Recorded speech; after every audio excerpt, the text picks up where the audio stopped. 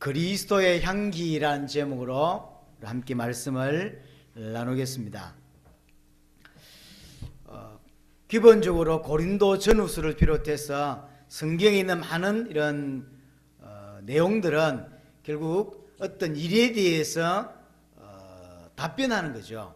고린도 교회에 문제가 있었죠. 여기에 대해서 답변하는 것이 고린도 전후서였습니다. 오늘 하나님께서 고린도후서 2장을 통해서 뭘 말씀하고 계시냐면, 이 문제 속에서 바울이 하나님의 역사로 답을 줬던 것처럼 우리 또한 정확한 답을 얻기를 원하는 거죠. 단순히 한번 왔다가 또 말씀 듣고 가는 것이 아니라 정확한 답을 얻는 것이 중요합니다. 우리는 분명히 많은 문제를 만나게 됩니다. 고린도 교회 또한 그랬습니다. 분쟁의 문제, 교회 안에서 어느 게 옳으냐는 분쟁의 문제, 음행의 문제, 어떤 성도들끼리의 소송의 문제, 또 결혼의 문제, 우상 제물에 대한 문제, 우상에 대한 문제, 은사에 대한 문제, 많은 문제들이 교회 안에 있었어요. 지금의 교회도 마찬가지고, 그럼 바울에게는 문제가 없었냐? 더 많았습니다. 죽음의 문제, 비난의 문제, 살아가면서 이 복음 운동하는 것에 대하여 많은 어려움과 사실은 문제들이 많았습니다. 동일하게 모든 인생이 똑같습니다. 모든 교회가 똑같습니다. 우리는 분명히 많은 문제들 속에 삽니다. 그럴 수밖에 없습니다. 크고 작고의 차이일 뿐이지, 내가 느끼는 것이 크고 작고의 느끼지 결국 문제 속에 살 수밖에 없는 거죠. 그래서 나는 고통을 당하기도 하고 분명히 어려움을 당하기도 합니다. 문제는 뭐냐면 그 문제를 어떻게 해석하고 이해하느냐는 거예요. 거기에서 어떤 답을 얻느냐는 겁니다. 이번 주에 어떤 분을 만나서 복음을 전하는데, 남편과의 문제, 그 다음에 아이들 키우는 것에 대한 문제, 또 돈 벌고 많은 것들이 지금 쌓여 있잖아요. 답답한 거예요. 그러니까 본인은 이렇게 표현했어요. 목사님, 저는 좀 자유로운 영혼인가 봐요. 남편에게 벗어나고 싶고 아이들 이제 벗어나고 싶고 뭔가 벗어나고 싶은데 너무 답답하다는 거죠. 그래서 매일 저녁에 술을 이렇게 직장 마치고 와서는 반드시 술을 이렇게 먹어야 되는, 또 자기는 술을 좋아한대요. 목사님, 제가 술을 끊을까요? 어떨까요? 계속 드세요 그랬습니다. 답답한데 술이라도 먹어야지 어떡하겠어. 술 끊으면 그건 해결됩니까? 술을 끊는 게 문제가 아니라 당신 인생에 있어서 사방이 가로막힌 게 문제고 통로가 없는 게 문제고, 이게 답답한 게 문제지, 만약에 답답한 걸 다 해결됐다고 했을 때, 참된 행복을 내가 얻었다고 했을 때, 자식 키우는 건 또 다른 행복일 것이고, 남편과의 이런 관계는 또 다른 행복일 것이고, 지금 이 모든 건 또 다른 행복일 것이다. 그래서 술 맛도 달라질 것이다. 지금은 너무너무 힘이 드니까 그거라도 마셔야 되는 술이지만, 진짜 행복하다면 당신이 먹는 술이 또 다른 술이 될 것이다. 지금 아이들에게 벗어나는 문제가 아니라, 남편하고의 어떤 사이를 조금 더 좋아지게 하는 게 문제가 아니라, 당신 인생 근본적인 답을 얻는 게 중요하지 않냐 이 말이에요. 이분이 40분을 내 눈을 쳐다보면서 눈동자 하나가 안 움직여요. 꽂혔어요. 제가 10년 가까이 그 사람을 두고 기도하고 계속 도왔는데 복음을 받아들이질 않아요. 이제 시간표가 돼가는 건지 하나님 역사하는 건지 답답한 게 사방으로 딱 깔렸어요. 그러니 이 메시지를 듣더라고. 동일합니다. 지금 직면한 문제를 지혜롭게 잘 넘어서는 게 문제가 아닙니다. 안 그래요? 우리가 지금 인생을 살아가면서 어떤 문제들을 만나게 되죠. 만났을 때 지혜로 이 문제를 잘 넘어서는 것이 옳은 것이냐, 아니면 근본적인 답을 얻는 것이 옳은 거냐는 거예요. 제가 그분에게 말씀드렸습니다. 남편하고 사이가 너무 안 좋고, 제가 뭘 보여주냐면 이게 손가락을 보여주면서 손가락에 문신을 했더라고요.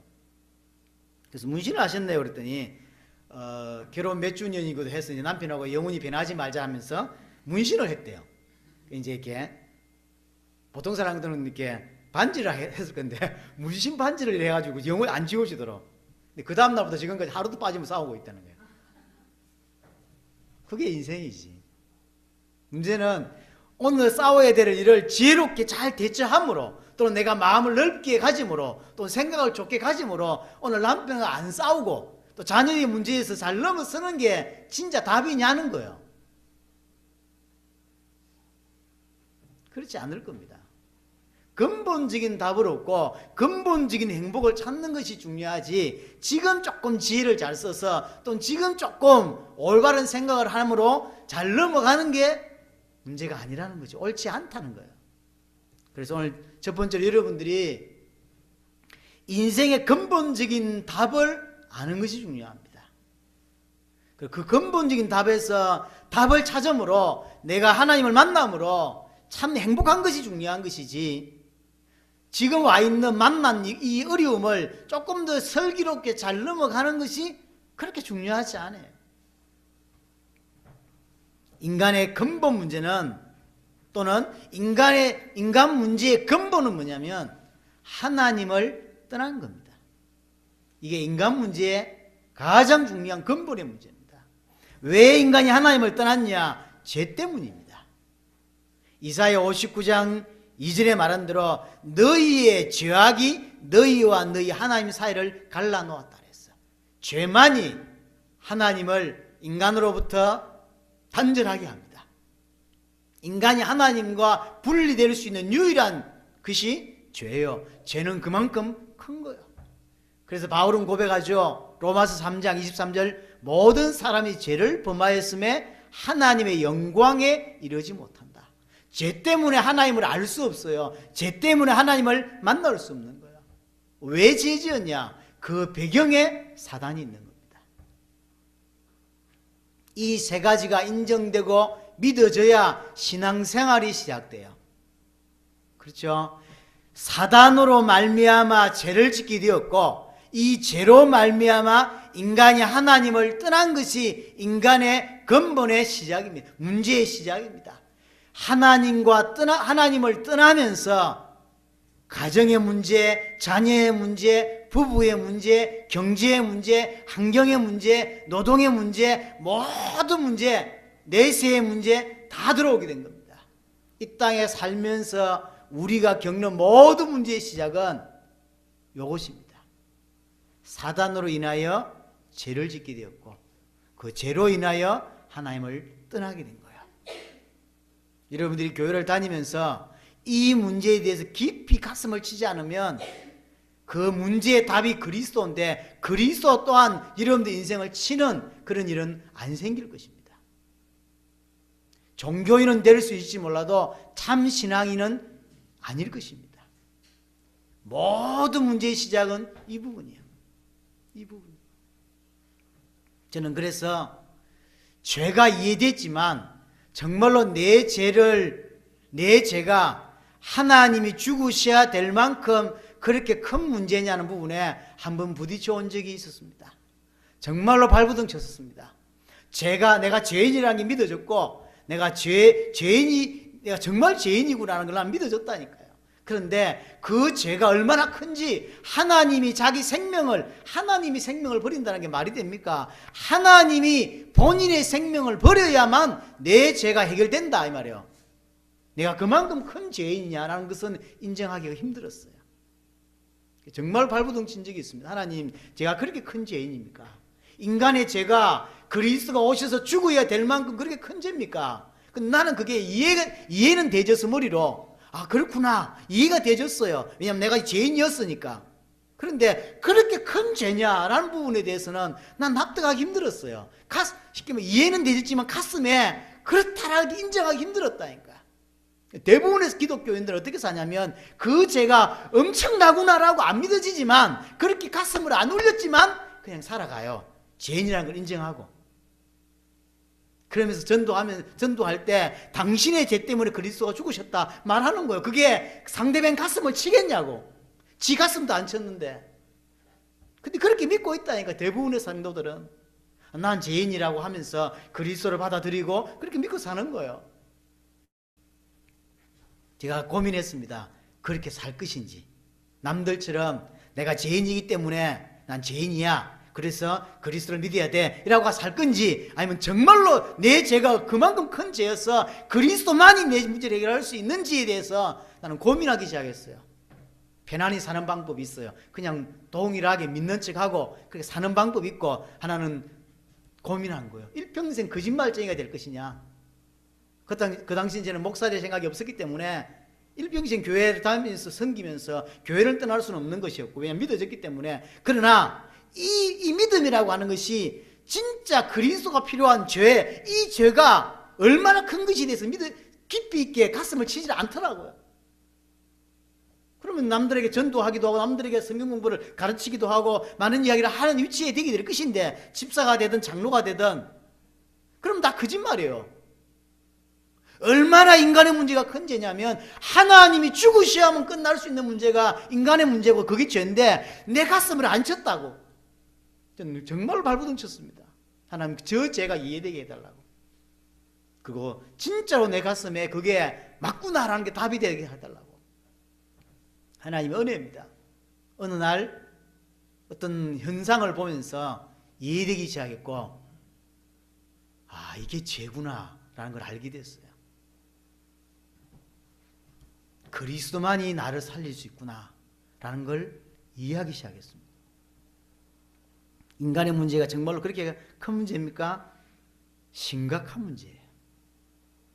모든 인류를 세 가지 죽음으로 몰아넣은 영적인 죽음, 육신의 죽음, 영원한 죽음을 속으로 몰아넣을 수 있는, 넣게 한 그게 죄예요.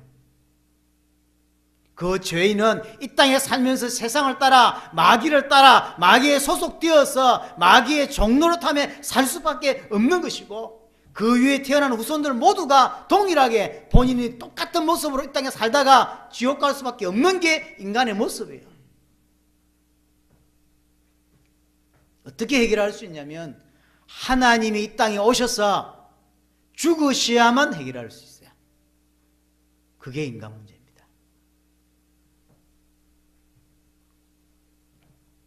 그 그리스도가 오셔서 사단과 죄와 하나님과 단절된 문제를 십자가와 부활로 단번에 영원히 온전하게 끝내신 겁니다. 그래서 예수를 믿어요. 왜냐하면 예수가 그리스도이기 때문에. 이 말은 예수님께서 그리스도가 되셔서 그리스도이기 때문에 십자가와 부활로 사단, 죄, 하나님과 단절된 문제와 그로 인해 발생된 모든 문제를 끝내셨어요. 그래서 우리는 예수를 믿는 거예요. 뭔가를 혜택을 보려고 끝내려고, 내지는 자기 육신의 만족을 위해서 믿는 것이 아니라, 그분이 끝내셨기 때문에, 끝낼 걸 약속하신 것이 구약이고 끝내셨기 때문에 우리는 예수를 그리스도로 믿는 거야. 이 사실을 믿을 때 우리 또한 세상을 이기게 됩니다. 요한일서 5장 4절에 분명히 고백합니다. 세상을 이기는 이김은 이것이니 우리의 믿음이니라. 믿음으로만 세상을 이겨요. 절대로 지혜로 이길 수 없어요. 믿음으로만 이깁니다. 그럼 믿음의 내용이 뭐냐면, 요한일서 5장 1절에 설명했습니다. 예수님께서 하나님의 아들 그리스도이심을 믿는 자마다 세상을 이기는 거야. 그래서 베드로가 예수님을 보고 주는 그리스도시오라고 했을 때 예수님이 동일하게 말씀하신 거예요. 음부의 권세가 너를 이기지 못할 것이다. 정말로 예수를 그리스도로 믿는 순간 구원을 받게 되고 세상을 이기게 되는 것입니다. 이것을 히브리서 기자는 히브리서 11장 38절에 세상이 감당치 못할 자라 그랬어요. 세상이 못 이깁니다. 세상이 이길 수 있는 것처럼 보이지만 세상이 못 이긴다니까요.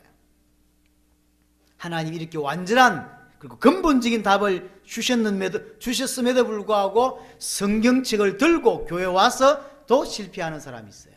왜 그러냐면 이걸 듣지 못했거나 이것을 믿지 못하기 때문에. 분명히 성경책을 들고 있고 분명히 예수를 믿는다고 하는데 가장 성경에서 말하고자 하는 핵심, 성경에서 말하고자 하는 핵심을 놓쳐버린 거야. 인간이 어떤 존재인지를 놓쳤습니다. 인간이 어떤 문제가 왔는지를 놓쳤습니다. 그 인간 문제를 어떻게 해결해야 되는지를 놓쳤습니다. 그 해결책을 믿으면 어떻게 되는지를 놓쳤습니다.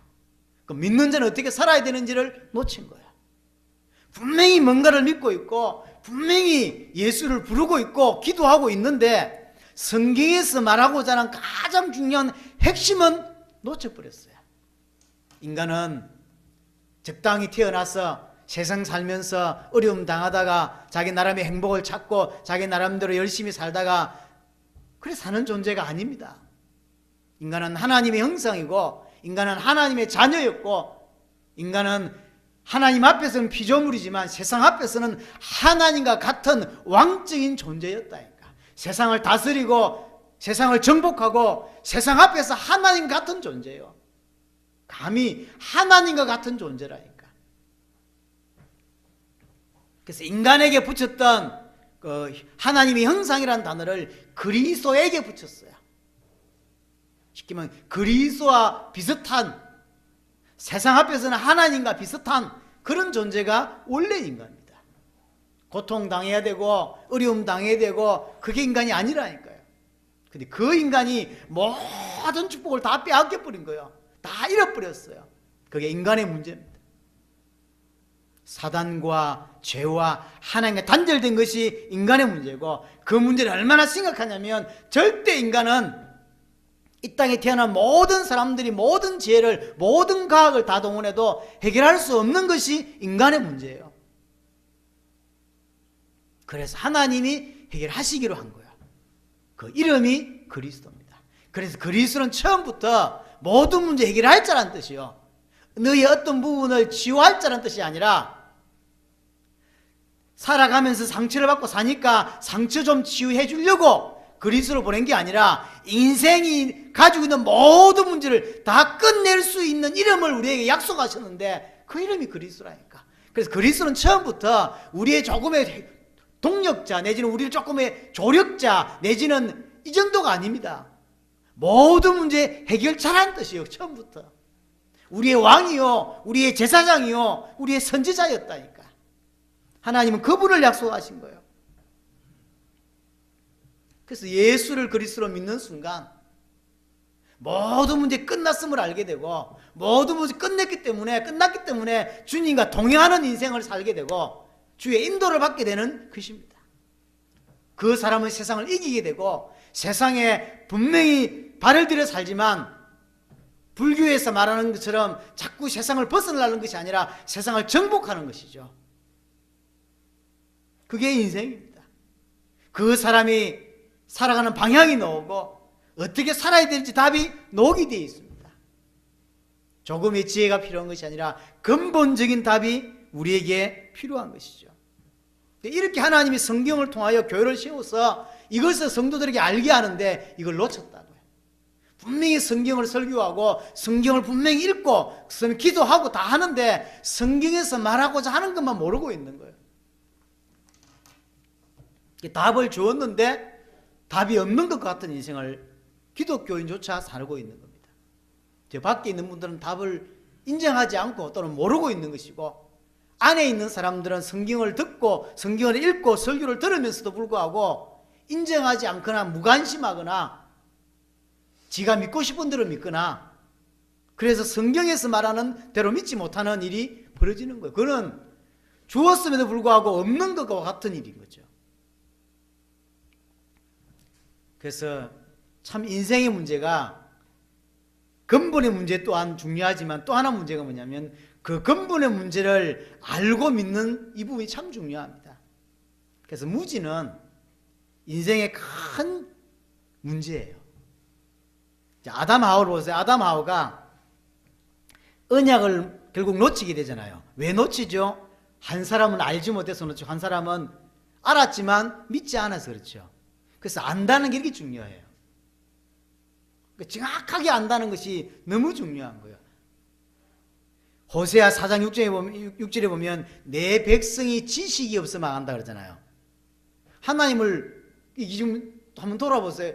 이스라엘이 바리새인이 하나님을 모릅니까? 누구보다도 하나님을 잘 압니다. 일주일에 이틀 정도씩 금식하고 시간 딱 정해서 기도하고 불우한 사람은 돕고, 예배는 절대 빠지지 않고, 11조 절대 빠지지 않고, 그러니까 하나님을 향해서 할 수 있는, 지구상에 할 수 있는 최선을 다한 사람이 바리새인이요. 그런데 하나님이 뭐라고 표현하냐면, 그 바리새인들 또 이스라엘 사람들에게 내 백성이 지식이 없어 망한데, 하나님을 누구보다 잘 압니다. 그런데 하나님 모른대. 정말로 예수를 그리스도라고 이 복음을 모르는 것, 이 무지가 가장 무서운 거야. 요한복음 17장 3절에 보면, 그래서 예수님이 이렇게 표현했어요. 영생은 곧 유일하신 참 하나님과 그가 보내신 자 예수 그리스도를 아는 것이다. 그러니까 안다는 건 그렇게 중요합니다. 안다는 것이. 빌립보서 3장 8절에도 모든 것을 해로 여기면 내 주 그리스도 예수를 아는 지식이 가장 고상하다. 그러니까 정확하게 알아야 돼요. 정확하게 아는 게 너무 중요하고, 알 때 이기게 되는 것이거든요. 디모데전서 1장 13절에도 바울이 옛날 자기 이야기를 하면서, 내가 옛날에 비방자요, 박해자요, 폭행자였다. 왜 그러냐면 내가 믿지 않아서 그랬고 알지 못해서 그랬다. 인생의 문제가 뭡니까? 정확히 말하면 인생이 뭡니까? 인생의 문제가 뭡니까? 그 인생의 문제 해결의 답이 뭡니까? 그럼 그가 하신 일이 어떤 일입니까? 그를 믿으면 어찌 됩니까? 그럼 믿는 자는 어떻게 삽니까? 이게 성경에서 말하고 가장 중요한 핵심이에요. 이걸 정확하게 알아야 합니다. 그리고 믿어야 되는 거예요. 에베소 4장 13절에 우리가 다 하나님의 아들을 믿는 것과 아는 일에 하나가 되어 온전한 사람을 이루어 이렇게 됐습니다. 그래서 정확하게 안다는 것은 너무 중요한 거예요. 하나님이 제가 청년 때 복음을 조금씩 이해할 때 그때 그 제 중심을 하나님이 보셨던 것 같아요. 저는 대부분의 기독교인들처럼 내가 죄인이었기 때문에 죄인으로 고백하고 그냥 살 수 있었어요. 그리고 교회를 열심히 했기 때문에 작지 않은 교회를 다녔음에도 불구하고 저를 모르는 사람이 없었고 제가 열심히 하는 걸 다 인정했습니다. 저는 그 교회에서 많은 혜택과 많은 것들을 누릴 수 있었습니다. 근데 하나님 앞에서 그리스도가 죽어야 될 만큼 인간 문제가 크다는데 나는 그렇게 안 보여졌다. 그래서 정말로 발부둥 쳤습니다. 하나님 이게 믿어지게 해달라고. 이게 무슨 말입니까 도대체? 죄인인 건 인정하지만 하나님이 죽으셔야 될 만큼 내 문제가 그렇게 크다고? 누구 농담 삼아 내 죄를 싹 모아가지고 1년 감옥에 한번 갔다 오면 딱 될 만큼 내가 그렇게 뭐 사람을 죽였습니까? 사기를 쳤습니까? 제가 그런 거 안 했어요. 제가 욕도 군대 가서 배웠거든. 근데 그 전까지 욕도 안 했다니까. 나 얼마나 착하게 살았다고. 그런데 그거 지금까지 제가 20몇 년 살면서 지었던 죄라고 느낄 수 있는 거 있잖아요. 그거 싹 끌어모아서 감옥 한 1년 딱 갔다 오면 난 끝날 것 같아. 근데 하나님이 죽어야 될 만큼 내 죄가 크대. 성경에서 그렇게 말해요. 난 그걸 인정하기가 힘들었어요. 그래서 하나님께 발부둥 쳤습니다. 이게 사실입니까? 그렇다면 이게 믿어져야 되거나 이거 믿어지고 또 이게 이해되어져야 되죠. 어느 정도 시간이 지났는지 모르지만 하나님이 그걸 제게 보게 하셨어요. 그걸 딱 아는 순간요 얼마나 눈물이 나든지요. 아 이게 죄구나 하는 걸 알게 됐어요. 이게 이 죄가 어마어마한 걸 알고부터 모든 인류를 지옥 보낸다는 걸 알고부터 그리스도 이름이 어마어마한 걸 알게 되더라고요.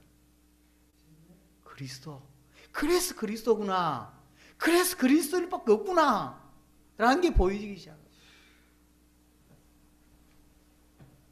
그래서 정말로 성경에서 말하는 대로 예수를 그리스도로 믿는데 가슴 뛰는 인생을 살지 못한다는 건 생각해 봐야 돼요. 내가 제 앞에 딱 섰다 생각해보세요. 얼마나 무시무시한 겁니까? 근데 내가 그리스도 앞에 선 거예요. 그 그리스도가 나를 구하셨어요. 가슴이 안 뛴다고? 가슴이 안 뛸까요? 가슴 뛸 수밖에 없는 사건이에요. 근데 이 복음이 자기 인생을 살려내지 못하다 보니까 가슴 뛰지 않는 인생, 죽어있는 인생, 종교화되어버린 인생을 대부분의 기독교인들이 산다니까요. 가슴 한 번은 안 뜁니다. 2002년 월드컵이나 한번 해야 가슴 뛰지. 안 그래요? 그런 거에 전 국민적으로 뭐 한번 감 질러야 가슴 뛰지. 안 뛴다니까. 여러분이 인생의 문제가 뭔지를 정확히 보기로 하고 그게 답을 정확하게 여러분 찾기를 바랍니다. 자, 나름 이 답을 찾았다고 하는 사람들에게 준 메시지가 오늘 고린도후서 2장 읽었던 본문이에요. 여기에 대해 답을 가지고 있다고 생각하는, 가지고 있는지 안 가지고 있는지는 모르지만 바울 입장에서 이들은 그래도 가졌다라고 생각하고 주는 메시지입니다. 이 메시지의 핵심은 뭐냐면 결국 네가 누구냐는 거예요. 정체성에 관한 메시지입니다.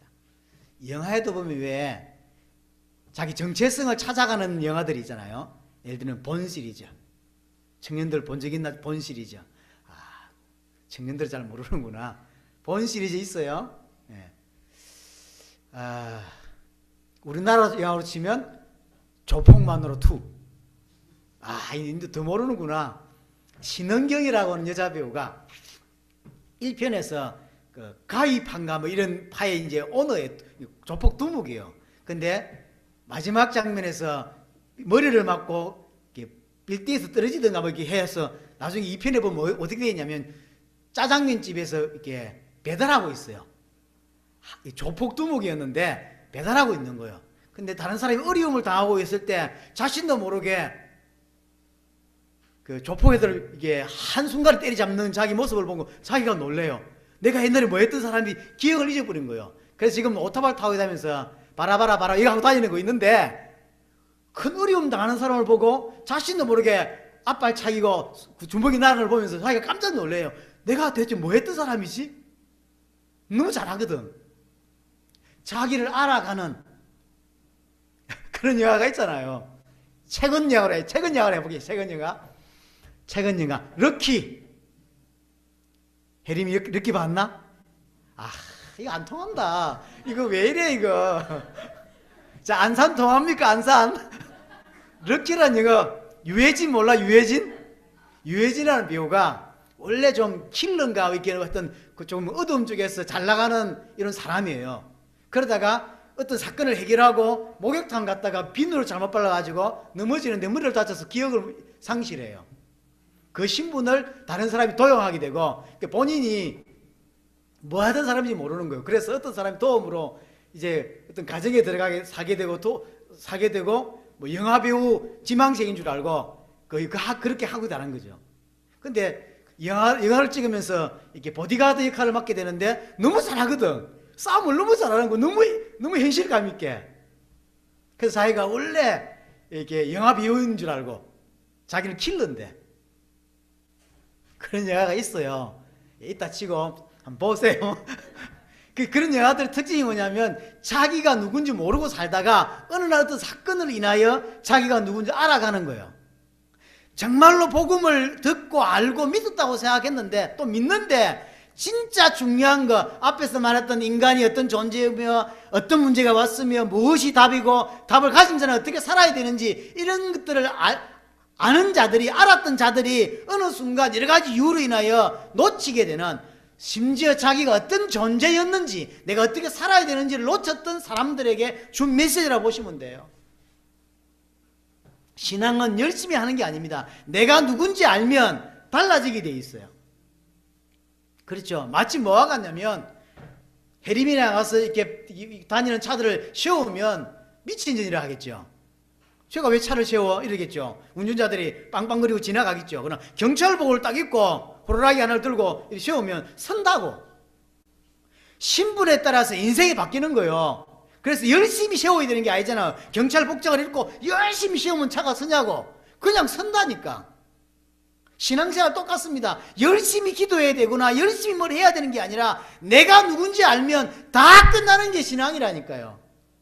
나머지는 따라오는 거예요. 열심히 해야 될 거지 않으면 이런 따라온다니까요.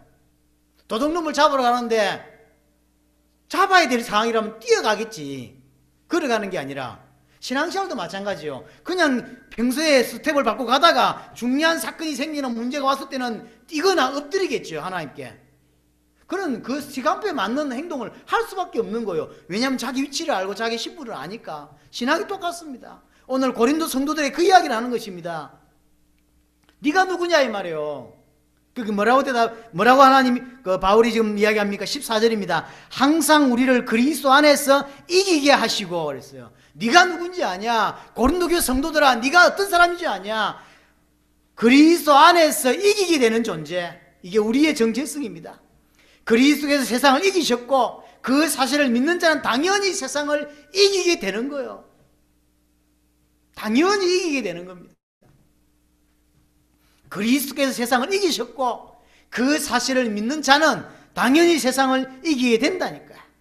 그래서 바울이 가장 많이 쓰는 표현이 뭔지 압니까? 그리스도 안에서라는 거예요. 그리스도 안에 있으면 다 끝나는 거예요. 구약의 다윗이 쓴 것 중에 가장 잘 쓰는 표현이 뭐죠? 그는 나의 요새시요, 그는 나의 방패시요, 그는 날 피할 바위시요, 이런 표현들. 그럼 다윗이 잘 쓰는 표현입니다. 똑같은 표현이에요. 그는 하나님은 누구냐? 내 방패고 내 바위요, 내 그늘이시요. 내가 그 안에 들어가면 아무 문제 없다는 거예요. 강한 햇빛이, 강한 적이 나타나도 아무 상관이 없는 거예요. 그분이 나의 방패시니까, 그분이 나의 피할 요새시니까.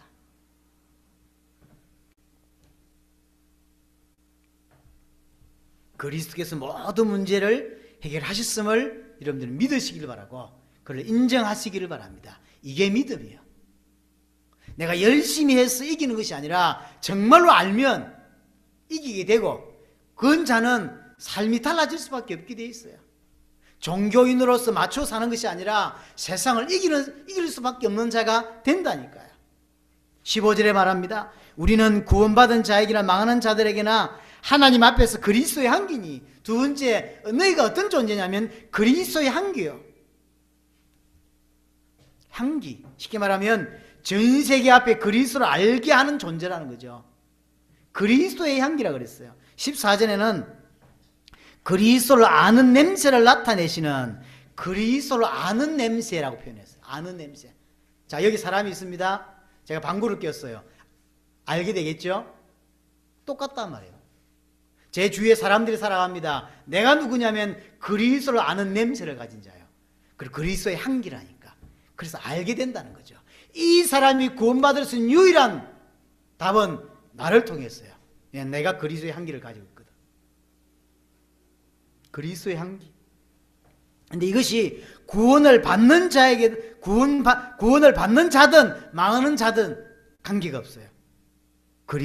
그리스도의 향기입니다. 15절에 우리는 구원받는 자들에게나 망하는 자들에게나 또 하나님 앞에서 그리스도의 향기라. 나를 통해서 이 사람이 하나님을 알게 된다니까요. 나를 통해서만. 그래서 다른 건 몰라도 대한민국에 산다고 할 때 대한민국은 우리의 책임인 것입니다. 물론 전 세계도 마찬가지지만 나를 통해서 그 사람들이 구원을 받을 수 있어요. 그리스도의 향기라니까. 16절에 이 사람에게는 사망으로부터 사망에 이르는 냄새요, 저 사람에게는 생명으로부터 생명에 이르는 냄새라. 나를 보고 안 믿으면 죽는 것이고 믿으면 산다는 표현이에요. 핑계대지 못합니다. 그래서 성경에 보면 그런 표현들이 있죠. 비유죠. 지옥에 와 보니까 천국이 있는 게 알고, 그 다음에 자기 밑에서 이렇게 밥 얻어먹는 친구들이 천국 가 있는 걸 보고 나를 한 번 다시 세상에 보내주면 내 후손들 다 살릴 수 있다 라고 표현하니까 주님이 뭐라고 표현하죠? 저 천국에는 모세가 있으니 네가 간다고 되는 일이 아니다. 부활해서 살아난다고 해서 믿지 않는다니까요. 그 땅에 있는 모세, 그 땅에 있는 전도자들, 그 땅에 있는 교회 통해서 복음 들었는데 안 믿으면 죽었다가 사람이 살아나서 가도 안 믿는다니까. 안 믿게 돼 있어요. 그래서 우리는 이 땅에 그리스도의 향기라니까. 어떤 사람들은 사망에 이르게 만들고 어떤 사람에게는 생명에 이르게 만들어요. 안 믿으면 사망이고 믿으면 생명을 얻게 되는 것입니다. 그래서 진짜로 알고 보면 가장 문제가 뭐냐면 내 생각이라는 걸 알게 돼요. 무슨 말이냐면 사실은 내 생각 때문에 인생이 망칩니다. 내 생각 때문에 인생을 망쳐요. 뭔 말이냐면 내가 생각하는 것보다 복음은 훨씬 더 위대하고 어마어마해요. 근데 내 생각이 그 복음의 크기를 결정지어버려요. 또한 내 생각보다 내가 생각한 것보다 복음을 알고 있는 나는 훨씬 더 하나님 앞에서 대단한 존재예요. 훨씬 중요한 존재라니까. 그런데 이 모든 것을 내가 다 결정한다니까요. 복음의 크기를 내가 결정하고 내 사역의 크기를 내가 결정하고 내가 앞으로 살아갈 모든 삶의 크기를 다 내가 결정해요. 그게 자신을 망치는 법이에요. 내가 생각한 것보다 복음은 훨씬 위대합니다. 내가 생각하는 것보다 이 복음을, 예수를 그리스도 아는 이것은 훨씬 더 위대하고 중요한 것이라니까요. 나는 하나빛 교회를 좀 다니다가 헌신하다가 천국 갈 존재가 분명히 아닌데 본인은 그렇게 산다니까. 적당하게 교회 다니고 적당하게, 왜냐하면 자기 생각의 틀을 내가 다 결정한다니까요. 인생의 크기를, 사역의 크기를, 하나님이 하나빛 교회를 크게 쓰신다면 어떡할 건데요? 그러니까 하나님의 역사를 보고 살질 않다 보니까 자기가 다 판단하는 거예요. 아, 이게 될까? 지 생각이지. 한 번도 인생을 살면서 하나님의 역사구나라고 무릎 꿇어본 적이 없는 거예요. 그러니까 이제 자기가 갖고 있는 신앙의 어떤 크기나 이런 가치관 정도로 모든 걸 판단해요. 내 인생은 이 정도 크기일 것이고 내 사역은 이 정도일 것이고 우리 교회는 역할은 이 정도일 것이고 다 이 정도로 다 결정을 한다니까. 그래 자기 결정에 따라서 지 생각에 따라 다 따라갑니다. 그래서 그게 반대되면 문제를 야기하고 정말로 하나님의 뜻이냐는 거지. 그게 관심이 없어요. 모든 걸 자기 생각에서 다 컨트롤합니다. 그렇지 않습니다. 그래서 진짜 신앙은 갈라디아서 2장 20절이에요. 내가 없어요. 사실 정확히 말하면 있을 필요가 없는 거죠. 하나님이 주인이요, 하나님의 왕이요, 하나님이 나의 모든 걸 컨트롤하세요. 그렇죠. 그래서 내 생각, 내가 살아서 뭔가를 할 필요가 없는 거죠. 우리는 인도받으면 되는 거예요. 인도받으면 되는 겁니다. 또 하나가 뭐냐면 그리스도의 편지라고 표현하고 있습니다. 나는 보이는 하나님의 편지입니다. 그리스도의 편지요. 그래서 내 주위 사람들 결국 나를 통해서 하나님을 알고 믿게 되는 거예요. 하나님 보실 때 우리가 편지래요. 편지. 자, 그러려면 다른 사람들이 읽을 수 있도록 내용을 채워야 됩니다. 분명히 편지인데 편지를 펼쳤는데 내용이 없어. 편지는 편지인데 내용을 채워야 돼요. 그리고 선명해야 돼요. 뭔 말하는지 모르게 써놓으면 힘들어요. 다른 사람이 읽고 하나님을 알 수 있도록 성경에서 말하는 복음을 정확하게 가지고 있어야 되고 성경을 채워야 합니다. 여기 뭐라고 표현되어 있죠? 먹으로 쓴 것이 아니라 그랬어요. 성령으로 썼다 그랬어요. 무슨 말입니까? 배워서 들었어도 알아야 되지만 하나님의 계시로 믿어지는 거라는 거죠. 분명히 내 노력도 있어야 되고 여러 가지 있어야 되지만 진짜는 하나님의 은혜고 하나님의 계시로만 믿어지는 거야. 그렇죠? 먹으로 쓴 게 아니라니까 성령께서 쓰신 거예요. 또 돌판에 쓴 것이 아니요 마음판에 새긴 거예요. 마음판에. 그래서 잊을 수 없는 거죠. 이 말은 깊이 새겨져야 된다는 말하는 거예요. 깊이. 잘 박힌 못처럼이라는 표현이 구약 성경에 있죠. 그게 뭔 뜻입니까? 우리가 뭔가를 달 때 못을 박아서 걸잖아요. 옷을 걸려고 하는데 못을 박아서 건다고. 근데 못이 제대로 안 박혔거나 못이 사갔거나 이러면 걸어놓으면 다 떨어지겠죠. 성경에 어떤 표현이냐면 이스라엘의 영광을 그 위에 걸겠다 그랬어요. 여러분들의 영광, 여러분들의 미래, 여러분 자녀들의 미래 모든 걸 그 위에 걸고 싶은데 못이 제대로 안 박혀 있는 거예요. 그러니까 걸 수가 없는 거예요. 말은 맨날 맞는 말을 하는데 못이 안 박혀 있어요. 이스라엘의 영광을 걸 수가 없는 거예요.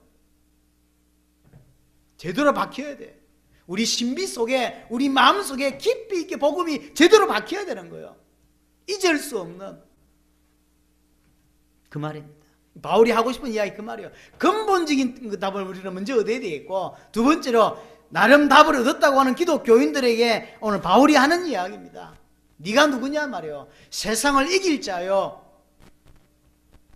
또한 그리스도의 향기요. 그리스도의 편지라. 결론적으로 이것의 특징이 있습니다. 그게 뭐냐면 향기를 들고 다니는 게 아닙니다. 이렇게 호주머니에 이렇게 향기를 들고 다니는 게 아니에요. 자체예요, 자체. 그죠? 우리는 편지를 들고 다니는 자가 아니라 그 자체라니까. 생명 자체예요. 이와 비슷한 성경 구절들이 몇 개 있죠. 예를 들어 너희는 소금이다 이런 표현들, 너희는 빛이다 이런 같은 표현이에요. 그러니까 빛이 막 기도를 많이 했더니 이게 막 빛이 되고, 좀 새벽 기도를 안 했더니 빛이 없어지고, 이 의미가 아니라니까. 원래 빛은 빛이요. 거기 반딧불이든 행강등이든 빛은 빛이라니까. 소금도 마찬가지예요. 소금이 되는 것이 아니라 소금 자체인 거죠. 그리스도의 향기, 그리스도의 편지 동일한 말입니다. 들고 다니거나 주머니에 넣고 다니는 그런 것이 아니라 그 생명 자체라니까. 뭔가가 되도록 노력하는 것이 아니라 그 자체라는 사실을, 그걸 알았을 때, 그걸 인지했을 때, 그걸 깨달아졌을 때 인생이 달라지는 거예요. 그래서 성경은 뭔가를 해야 된다고 표현도 있지만 내가 누군지를 알면 되어지고 그 인생을 살 수밖에 없는 게 너무 많습니다. 그래서 그런 영화 이야기를 계속 하는데 오늘 영화 이야기 했으니까 마지막 하나 더 해봅시다. 매트릭스를 보셨는지 모르겠네. 이제 봤다 치고 혜림이 봤나? 영화를 너무 안 보는구나. 매트릭스란 유명한 영화가 있어요. 근데 이제 네오라고는 주인공이, 이 사람은 구원자예요. 그리고 이 네오를 돕는 조력자가 모피슨가 이름, 기억에 모피슨가 하는 사람이 있어요. 근데 네오는 자꾸 자기를 불신합니다. 내가 구원자가 맞아? 내가 맞아? 이렇게 생각하는데 모피슨은 딱 보니까 진짜 구원자예요. 그러니까 자꾸 돕는데 문제는 이 사람이 자기를 빨리 누군지 알아야 일을 해 나갈 건데 못하는 거예요. 그래서 모피스가 하는 유명한 말입니다. 노력하지 말고 인지해라. 이 말을 이 네오라고 하는 주인공이, 구원자가 알게 되고, 그걸 아는 순간 총알을 이렇게 피하게 되죠. 매트릭스라는 영화 유명한 장면이죠. 총알이 날아오는데 그냥 피해요, 이렇게. 그게 왜 가능하냐면 본인을 인지하기 시작한 거예요. 내가 구원자구나 라는 걸 아는 순간부터 총알이 피해져 가는 거예요. 그리고 순간 이동을 하고 막 이상한 데 돌아다니잖아요. 얼마 복음적이든지. 내용은 진짜 이상해요. 똑같습니다. 내가 누군지 알면 되어지는 일들이 대부분이라니까요. 그 성경에서는 이렇게 해라 저렇게 하는 게 아니라 네가 누구냐를 자꾸 설명하고 있는 거예요. 너는 소금이다, 너는 빛이다, 너는 그리스도의 향기다. 그러니까 향기가 되는 게 아니라니까. 그렇구나라고 깨달아졌을 때 그 일이 시작되는 거예요. 또 하나 17절입니다. 우리는 수많은 사람들처럼 하나님의 말씀을 혼잡게 하지 아니하고, 누가 이 세계복음화를 감당할 수 있냐라고 할 때 주의해야 될 게 이 부분이에요. 누가 이 세계복음화를 감당할 수 있냐 할 때 수많은 사람들처럼 하나님의 말씀을 혼잡게 하지 아니하고 그랬어요. 하나님의 말씀이 선명하고 정확하게 알아야 된다는 이야기죠. 이자만이 정말로 세계복음화 감당할 수 있는 것이고, 또 하나 굳이 이야기하자면 정말로 오늘 이야기했던 이 부분을 아는 자가 세상을 살릴 수 있어요. 우리 16절 마지막 부분에 누가 이 일을 감당하리요? 어떤 사람의 사망을, 어떤 사람의 생명을 주는 이 일을 누가 감당하겠냐? 아는 자가 감당한다니까. 알 때, 내가 전도자구나, 내가 예수를 그리스도를 믿는 세상을 살릴 자구나, 우리 교회가 그런 교회구나 하고 알았을 때 정말로 세상을 살리게 된단 말이에요. 근데 모른다니까요. 그래서 무지가 인생이 어마어마한 문제라니까요. 구단은 못 외워도 정말로 은혜가 날아야 되는 거예요. 알게 됐을 때 세상을 살리는 일을 하게 되는 것이고 당대 세계복음을 완성하게 되는 것입니다. 여러분에게 정말로 근본의 문제가 뭔지를 진짜로 깊이 있게 이해하고 그 다음에 내가 누군지를 정말로 이해할 수 있기를 바랍니다. 인지됐을 때, 정말로 이해됐을 때 그때부터 인생은 변하기 시작합니다. 변하려고 하는 게 아니라 변할 수밖에 없는 내용이 우리가 가지고 있는 내용이라니까요. 여러분에게 이번 주에 또 평생에 이 은혜가 있기를 바랍니다. 동서로 한번 말씀 붙잡고 기도하겠습니다.